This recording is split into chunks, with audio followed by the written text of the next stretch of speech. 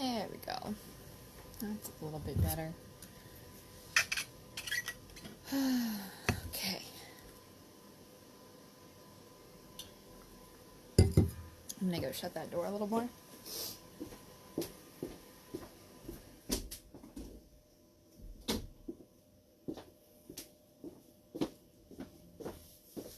Okay. Ta-da.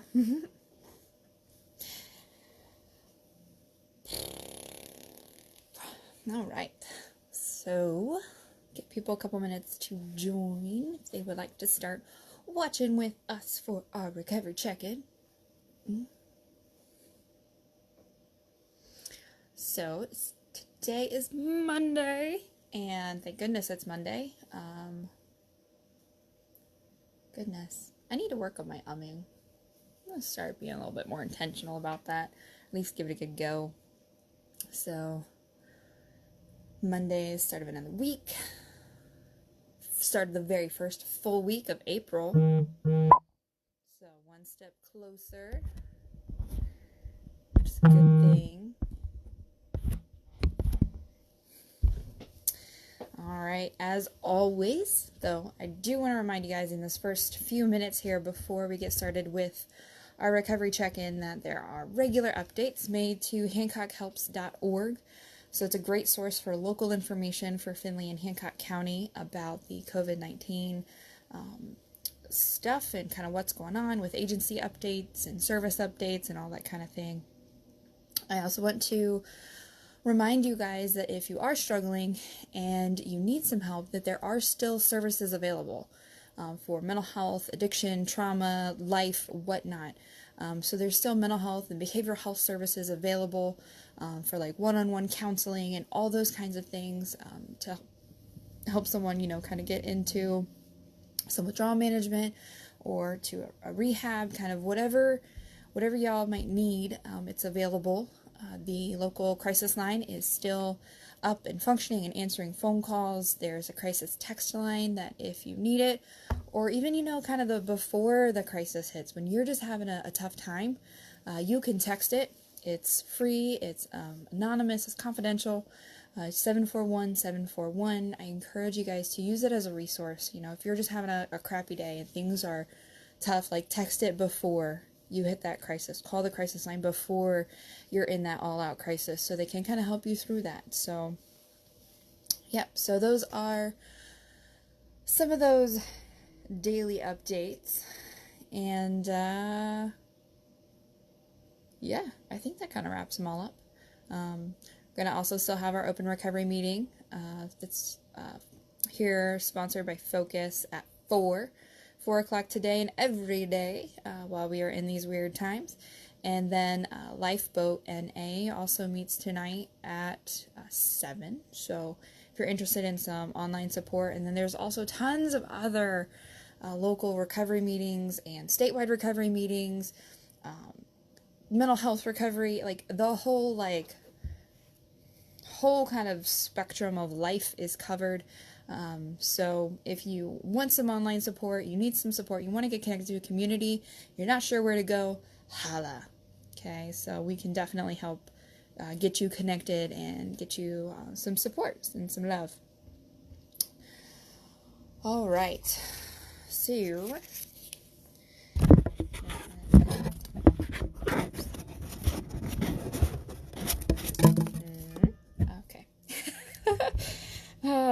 I stick my tongue out when I think, or I'm concentrating. Anyways, so today's moment of gratitude, we're going to start there. I've made myself a better mental note to start with gratitude because I don't want to forget that. I notice on days that I do forget that, I end up in kind of a wonky mood. So, gratitude for sure. My moment of gratitude for today occurred to me on my drive up to Findlay this morning, and I am grateful for my beating heart. Even in anxiety, even when things are kind of weird, and my heartbeat might even be speeding up, it reminds me though that I am alive. It reminds me that I am alive and I have lived this much life. I have survived, I am resilient, and I've gotten this far. And so I am grateful for this beating heart in my chest that reminds me that there are things bigger than me keeping me going. So that is my very simple, short, sweet moment of gratitude for today. I encourage you to think about what your moment of gratitude is. I'm going to guarantee you that even if you're having trouble finding that or identifying that right away, if you keep looking, you keep searching, you know that you will find it. So gratitude, super good foundation for your day, for your life, for your recovery. So, bada bada bada. I don't know where that came from either. Whatever. All right, so today's recovery check-in, we're going to talk about communication. We've kind of mentioned this in a couple days ago. I don't know, a few days ago. I don't really remember. That, you know, we really could do like a whole recovery check-in on just communication. And so I was talking to some people today and they're like, yeah, why don't you do that? So I'm like, okay, sounds good. So communication, there's like kind of 4 primary ways that you communicate, or skills that are involved in communication. 2 of them are ways that you give communication, and 2 of them are ways you receive communication. So on the receiving end is reading and listening. You know, so you read written communication, you listen to verbal communication. On the sending end is writing and speaking. You know, so writing things down, you know, making notes, speaking, using your voice, or signing, you know, if you are hard of hearing or part of the deaf community, signing and speaking. So I mentioned kind of those 4 types because we all kind of have different ways that we are more effective in either giving or receiving communication. Some people are more effective at expressing their thoughts in writing versus the spoken word. In the same token, some individuals receive information better when they're able to read it, and some people receive it better when they're able to listen to it. You know, it's really just designed by that person. So if that's not something you've never thought about, I would encourage you and challenge you to give it some thought. You know, are you a person that you prefer to write things out, or do you prefer to talk them out, or a combination thereof? I'm a combination person. I like to write down a list of the points that I usually want to make, and then convey it in speaking. Sometimes, though, I am better at conveying what I want to talk about in writing, particularly if it's a hard emotional subject where I know that I'm going to get maybe kind of choked up, or I might cry, or my emotions might get the better of me. I tend to write it down and hand it to that person or group of people to read versus speaking it. So I know those things about me, so that way I know how I can best convey my thoughts, how I can best give someone else my thoughts, my feelings on a topic.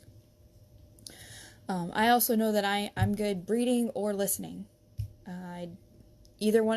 Both of those work for me equally well. And, you know, they are both skills that I have worked to improve over the last, you know, decade-ish or more of my life. And they've served me really well. So I bring that up so that way you can think about how you best relay information. And when you might be struggling with communication, you might be struggling to get a point across, or to be heard, or to hear someone. Knowing your strengths and whether you're better with writing or speaking, reading or listening, can help you have more effective communication with another human being.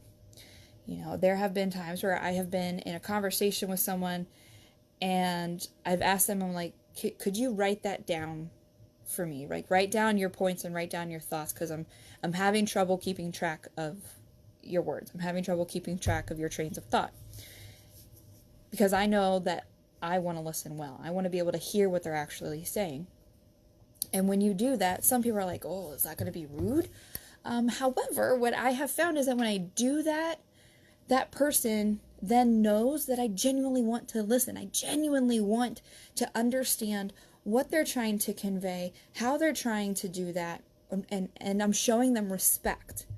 And when you show someone respect and then you are respected, that just sets the playing field for way better communication, like from the get-go. Because then you're coming at a topic together. So know kind of what your strength is and leverage that to the best of your ability and to help you and that other person. Because communication is a two-way street. One person sends, one person receives, and there's a heck of a lot that can go really wonky in between. So know that.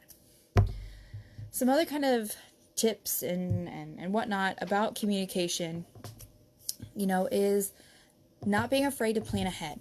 Like, especially if you know you got to have a tough conversation, like plan that conversation out. Write down those points that you want to make. When you might be having an emotional conversation or a conversation that might be happening in conflict, like those are probably the toughest to have. So plan it out. And as you're planning it out, part of that planning out process is like literally like get your butt up and sit in their shoes for a second as much as you possibly can. Like try to take their perspective of that situation. Try to see it from their viewpoint, their eyes, their emotions, their shoes. And that can be really hard, but it's a really good skill to work on developing, to try to see all sides of an issue. Because that helps you when you're planning out that tough conversation. That helps you to be able to, one, know how they may be viewing your words and your actions, but also it helps you to kind of plan a way that it can be you and that person approaching a topic versus you versus that person. When you're having a conversation in conflict or a conversation that's maybe emotionally really hard, if you're coming into that like, shields up and on the defensive and whatnot, then it's you versus that other person, and chances are your communication is going to freaking suck. It just will.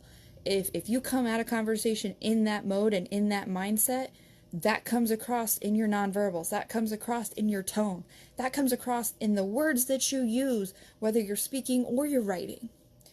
So I would encourage you that when you're coming to that conversation, treat that other person very gently and with some love and with some compassion, even if you might be at the height of a disagreement with them and emotions are high and whatnot.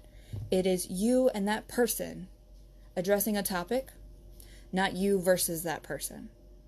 Because when we come together as a team of people, I'm just saying like we in general speaking terms, you're much more likely to be able to problem solve. You're much more likely to be able to get to a resolution. So again, as you're planning out that perhaps contentious or conflictual discussion and you're planning that out and you've taken that other person's perspective and you've kind of tried to look at all sides of that issue and you've got yourself, set in a mindset of it's you and that person addressing an issue, not you versus them. Take care to find a good environment to have that conversation. Minimize those interruptions, whatever they might be. And so that might require some negotiation with that other person. Maybe you're a morning person, but there's just not time in the morning to have those conversations. So maybe you need to have that conversation in the evening, that's at the end of that workday or so what. So you plan that ahead of time, then that gives you the opportunity to take good care of yourself that day, knowing that you need to have that energy for that conversation later on. So plan a time where you can minimize disruptions, including a phone dinging, or, make sure the kids are in bed and everybody's, fed and everybody's had their drinks for the night and whatnot, and they're in bed and nobody's going to be coming downstairs for a sip of water or something. Minimize those interruptions as much as you can so you can be fully present in that conversation. As you're planning out that conversation as well, another tip, I got 2 more for you. Find something positive, okay? as human beings, we are kind of wired to remember all the negative crap about another person, to remember all the things that they didn't do or whatever, all that negative stuff, because the brain is wired for survival, and by remembering the negative stuff more, it's trying to keep you the F alive. Works really well in saber-toothed Tigerville, when saber-toothed tigers were a thing and you had to remember that the last time you went in that cave, there was a tiger and it tried to kill you. We're not in saber-toothed Tigerville anymore, but our brains still remember those really negative emotional experiences because it wants us to avoid them. So, especially in those times where you may be having a conversation in the midst of conflict, or a conversation that is very emotional, find that positivity. Find something you admire about that person. Find something that is an opportunity within that situation, whatever that might be. And it could be, that you are just genuinely happy that they are present and willing to have that conversation with you. That's a positive point you can almost always bring to the forefront. Even if they came at that conversation like grudgingly and we're kind of grouching about it, you can still say, hey, like, I'm really glad that you're willing to meet me in this space and have this conversation. Thank you. And then find common ground. Okay. Especially because, again, this goes back to it is you and that person addressing an issue, not you versus them. This is not like a battle royale, where you got to put all the, armor on and be armed to the gills and whatnot. All right. This is where you're finding common ground, so that way you can resolve whatever that issue is. Most issues tend to revolve around some kind of shitty communication, crappy communication.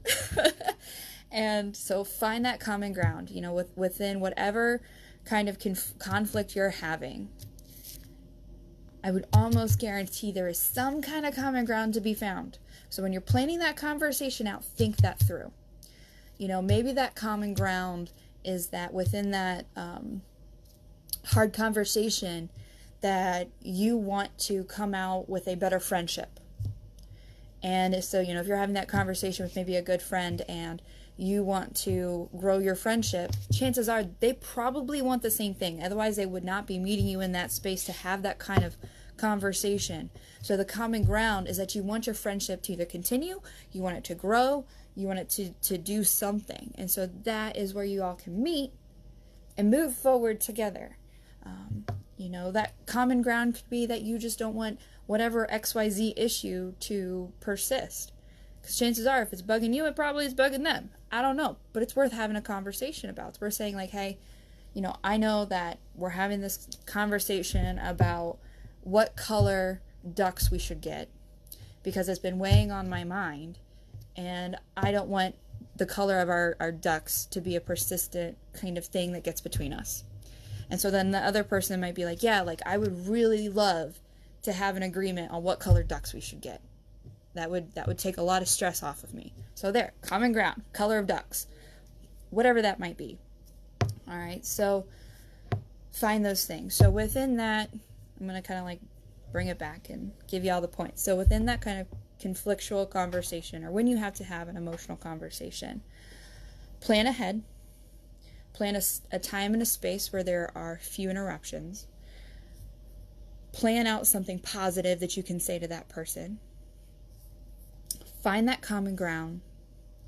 Try to take their perspective and approach the situation as it is you and them versus an issue, not you versus them. So that kind of brings me to kind of the after the conversation, because you can do all of those things in a conversation, or communication can still freaking not be good. It can still be hard, and it may not end the way that you want it to end, because we often don't get everything that we want, and sometimes that's a great thing when we don't get what we want. So say you have that conversation and you put in that prep work, and you're taking all the right steps and the steps that you know how to take, and you are giving it your best effort, and things go awry, or things go in a way that you don't anticipate. That's maybe not a positive direction. know that that happens. Like, that is okay. You can take some time, you can regroup and plan another conversation, or plan what your course of action is going to be. Because chances are, even if that conversation didn't go how you wanted it to go, you probably got some more information that can help you on your goals and your vision, and help you be the human being that you want to be. So when you are planning that conversation, plan out time for the after the conversation, because emotions might have been running high in that conversation. You might feel depleted or worn out or whatever when that conversation concludes. So be intentional about how you're going to take care of yourself when that conversation is done. Are you the kind of person that you need some time and some space to yourself to kind of regroup your thoughts and regroup your emotions and take some deep breaths? Do you need to do some yoga? Do you need to do some deep breathing? Do you need to go out and get some grass under your feet and look up at the sky and remember the humility that you have? Whatever that might be. Plan out those things that are very grounding to you, that soothe your soul, that help you feel all right. And practice those after that conversation. Like, that self-care time is so important to kind of giving yourself some closure to that, because you may not have gotten closure within that hard conversation. And so taking good care of yourself after can kind of help to wrap that up for you, and wrap that up for your mind, wrap that up for you emotionally, so that way you can then move forward with your day or whatever you have kind of going on next. But give yourself that time to regroup. Give yourself that time to take super stellar good care of yourself. All right. So, lots about communication. If you want to talk about any of this in further detail, just holler. You can message us on our Facebook page. You can call us. Our number is 419-423-5071. You can also email us, and we will definitely email you back. If you have any topics that you would like us to cover in further recovery check-ins, let me know. Happy to address those. I'm really glad that you guys all showed up to watch and are giving us some good feedback. We as a community, as always, we are going to get through whatever, because whatever's going to come is going to come, and when it comes, we will meet it, and it will be all right, because we will come through it together as resilient mofos that we are. So, with all of that in mind, I want you to be kind to yourself, be kind to other people, and keep your hearts and minds resilient, because as I know there are. So, in the meantime, between now and noon tomorrow, so the next 23 and a half-ish hours, because remember, ish is plus or minus 5, officially unofficial, be good to yourself, and I will see you guys tomorrow on Tuesday for your noon recovery check-in. Have a great rest of your Monday.